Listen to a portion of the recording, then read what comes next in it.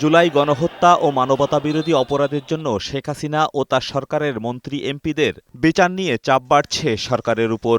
আন্তর্জাতিক অপরাধ ট্রাইব্যুনালের প্রতিটি মামলাই এখনও তদন্তের পর্যায়ে রয়েছে।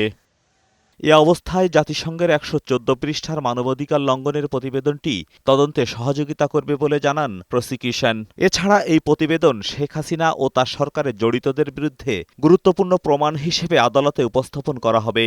এই প্রমাণটি আন্তর্জাতিক অপরাধ ট্রাইব্যুনালের তদন্ত সংস্থার মাধ্যমে একটা এভিডেন্স হিসেবে ট্রাইব্যুনালে আসবে এবং যেহেতু জাতিসংঘ এটি বিশ্বের সবচাইতে বড় এবং সর্বজন গ্রহণযোগ্য একটা সংস্থা, তাদের এই রিপোর্টটা সম্পূর্ণ ইম্পার্শিয়াল, সুতরাং এটা অকাট্য দলিল প্রমাণ হিসাবে এই আদালতে ব্যবহার করা যাবে।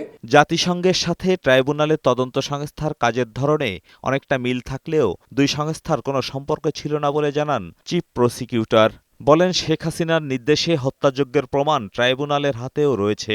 প্রতিবেদন থেকে সুস্পষ্ট হয়েছে দল হিসাবে আওয়ামী লীগ এবং তদানীন্তন প্রধানমন্ত্রী শেখ হাসিনা, স্বরাষ্ট্রমন্ত্রী আসাদুজ্জামান কামাল এবং আওয়ামী লীগের সাধারণ সম্পাদক ওবায়দুল কাদের তাদের সুনির্দিষ্ট পরিকল্পনার নির্দেশে বিভিন্ন বাহিনীর পাশাপাশি আওয়ামী লীগ, যুবলীগ এবং ছাত্রলীগ সরাসরি মারণাস্ত্র ব্যবহার করেছে। বিভিন্ন বাহিনী ও সরকারি যে সকল কর্মকর্তার বিরুদ্ধে মানবতা বিরোধী অপরাধের তথ্য প্রমাণ পাওয়া যাচ্ছে, আইন ও জাতিসংঘের পরামর্শ অনুযায়ী তাদের চাকরি থেকে সাময়িক বহিষ্কারের পদক্ষেপ নেওয়া দরকার বলে মন্তব্য করেন চিফ প্রসিকিউটর। সমস্ত অফিসাররা রাষ্ট্রীয় গোয়েন্দা সংস্থা সহ বিভিন্ন বাহিনীর সদস্য, তাদেরকে যদি চাকরিচ্যুত না করা হয় বা সাসপেন্ড না করা হয়, তাহলে আসামিদের প্রভাবের কারণে সাক্ষীরা আদালতে আসতে ভয় পাবেন, তদন্ত প্রক্রিয়া বাধাগ্রস্ত হবে এবং বিচার প্রক্রিয়া ব্যাহত হবে।